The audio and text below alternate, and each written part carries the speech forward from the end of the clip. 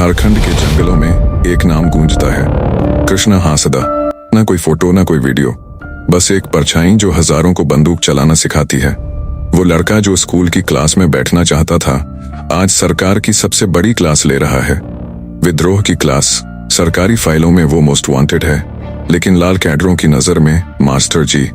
उसने न सिर्फ बंदूक चलाई, बल्कि हजारों के हाथों में बंदूक पकड़वाई।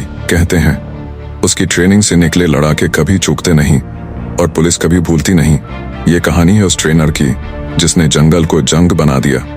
नाम है उसका कृष्णा हांसदा, सीपीआई माओइस्ट का ट्रेनिंग कमांडर। और ये कहानी अभी खत्म नहीं हुई है। झारखंड के खूंटी जिले के एक छोटे से गांव में एक बच्चे ने जन्म लिया। नाम था कृष्णा हांसदा। उसका बचपन मिट्टी के आंगन, कंदमूल के खाने और झरनों की आवाज के बीच बीता। पिता जंगल में मजदूरी करते थे और मां महुआ और तेंदुपत्ता इकट्ठा करके घर चलाती थी। कृष्णा में जिज्ञासा थी, स्कूल जाने की, किताबों को समझने की और अपने आदिवासी समाज को पढ़ लिख कर आगे ले जाने की। लेकिन उसके चारों ओर जो दुनिया थी, वहां किताबें नहीं, बंदूकें बोली जाती थीं। जब कृष्णा स्कूल जाता तो रास्ते में करपीफ के जवान दिखते, बंदूकें लिए, हेलमेट पहने, डर फैलाते। एक दिन स्कूल में आकर पुलिस ने पूछताछ शुरू की, तुम लोग माओवादी से मिले हो? उस दिन 14 साल का कृष्णा पहली बार डर और अपमान को महसूस करता है। किताब की जगह शक, पेन की जगह गालियां।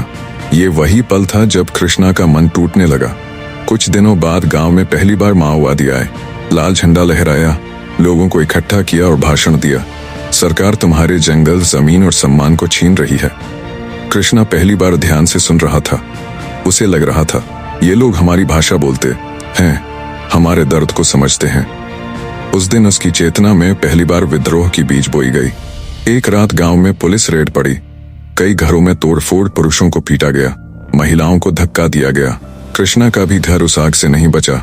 मां रो रही थी, पिता खामोश थे, लेकिन कृष्णा की आंखों में आंसू नहीं थे, सिर्फ गुस्सा और सवाल थे। 17 साल की उम्र में कृष्णा बिना कुछ बताए घर से निकल गया। उसके पास ना पैसा था, ना कोई ठिकाना, बस एक संकल्प था कि अब वो किताबों से नहीं, बंदूक से जवाब देगा। कुछ दूरी पर माओवादी संपर्क में आए और उसे ट्रायल ट्रेनिंग के लिए बुलाया गया। वहां उसे नया नाम मिला, कैडर अर्जुन।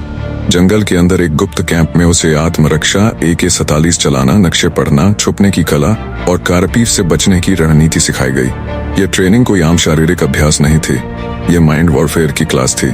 कृष्णा जल्दी सीखता था, ध्यान केंद्रित करता था, और यही वजह थी कि वह बाकी ट्रेनिंग से आगे निकल गया। पार्ट 7, पहला हमला। पहला नाम। कुछ ही महीनों में उसे एक ऑपरेशन का हिस्सा बनाया गया। उसने रात के अंधेरे में एक पुलिस कैंप पर हमला किया, बिना किसी को नुकसान पहुंचाए, एक सिग्नल देने के लिए। अगले दिन अखबारों में लिखा गया, अज्ञात माओवादी ग्रुप का हमला। लेकिन संगठन में एक नाम उभरा।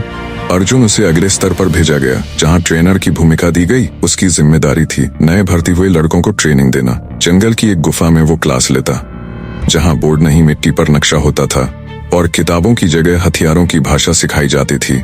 धीरे धीरे कृष्णा मास्टर जी नाम से पहचाना जाने लगा। माओवादी संगठन ने उसे ट्रेनिंग यूनिट का कमांडर बना दिया। झारखंड, ओडिशा और छत्तीसगढ़ में ट्रेनिंग कैंप वही संभालता। उसकी शैली अनुशासित, सख्त और प्रभावशाली थी। कृष्णा ने एक प्रोग्राम शुरू किया, ऑपरेशन ब्लैक बोर्ड। इसमें 14-18 साल के युवाओं को चुना जाता और पढ़ाई के नाम पर उन्हें जंगल में बुलाया जाता। वहां उन्हें विचारधारा से लेकर युद्ध तक सब सिखाया जाता। सरकार के स्कूल बंद हो चुके थे, लेकिन मास्टर जी की क्लास रोज चलती थी। कृष्णा विशेष तौर पर महिला कैडरों की ट्रेनिंग करता था। वह कहता, महिलाओं में लड़ने की भूख ज्यादा होती है, क्योंकि उन्होंने सब कुछ खोया होता है। सुजाता, नर्मदा अक्का और कई अन्य महिला माओवादी उसके प्रशिक्षण से निकलीं। IB, NIA और STF अब मास्टर जी की तलाश में थीं। उस पर 15 लाख का इनाम घोषित हुआ, लेकिन उसका चेहरा किसी के पास नहीं था। उसकी पहचान एक अफवाह, एक साए, एक डर की तरह फैल चुकी थी। संगठन ने कृष्णा को बस्तर भेजा, वहां के कैडरों को नई ट्रेनिंग देने के लिए।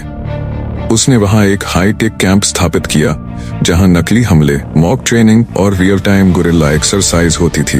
वह जंगल का जनरल बन चुका था। 2021 में एक गुप्त सूचना पर पुलिस ने रेड मारी। 3 घंटे की मुठभेड़ में कई माओवादी मारे गए, लेकिन कृष्णा फिर गायब हो गया। CRPF जवान कहते थे हर बार हम घेरते हैं, लेकिन वो जंगल में घुस जाता है। गांव वालों के लिए वो एक नेता था, पुलिस के लिए आतंकवादी, बच्चों के लिए शिक्षक, सरकार के लिए दुश्मन। कृष्णा अब एक व्यक्ति नहीं, एक विचार बन चुका था, जो बंदूक के जरिए बदलाव चाहता था।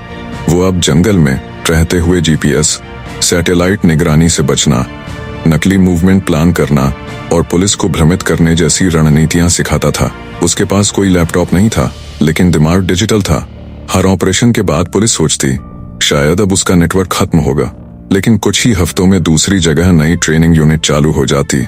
हर बार नए चेहरे, लेकिन वही विचारधारा। माओवादी उसे सम्मान से देखते थे, वो जो हमारे बच्चों को योद्धा बनाता है, जबकि पुलिस की फाइल में लिखा था हाईली स्किल्ड, हाईली डेंजरस। 2024 की रिपोर्ट्स बताती हैं कृष्णा हासदा अब भी जिंदा है। वह अब तकनीक से भी खेलना सीख चुका है।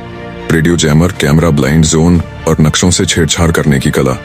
अगर कृष्णा को स्कूल मिला होता, टीचर मिला होता, तो सम्मान मिला होता, तो शायद वो समाजशास्त्री होता, शिक्षक होता, लेखक होता। लेकिन जिस व्यवस्था ने उसे हाशिए पर फेंका, उसी ने उसे ट्रेनिंग मास्टर बना दिया। जंगल का गुरु, विद्रोह का